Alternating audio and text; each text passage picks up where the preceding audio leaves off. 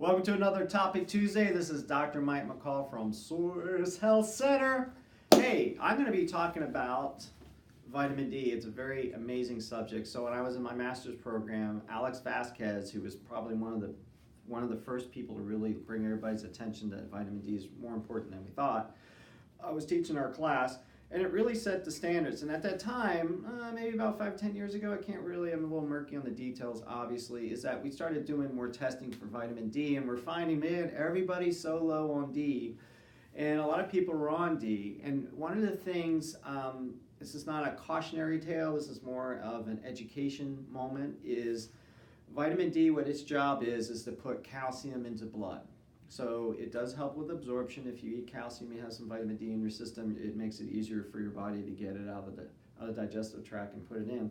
But what it does is it takes also calcium out of your tissue, which means in your muscles, which you need for contraction, your heart, and of course the bone. But if you don't balance that out with another vitamin, you'll end up kind of getting a displacement of calcium over time, something to consider.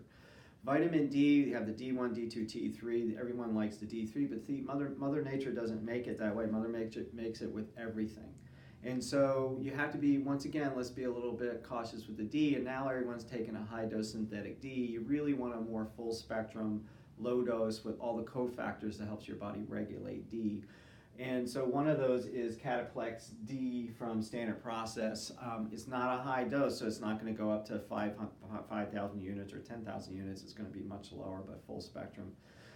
The other part you have to consider is it's all about calcium, is it not? So you also have to understand what calcium does. So yes, if you take the vitamin D, in the long term, what vitamin D does is takes it out of the tissues and puts it in the bloodstream. You need to get it in from the blood into the tissues, and that's essential fatty acids. So if you're really concerned about D, or maybe you're on a high dose D, you may want to balance that out with some essential fatty acids, which would be your omega-3s. You can do sesame seed oil, flaxseed oil if you're vegetarian, or you can do fish oil if that's what you choose.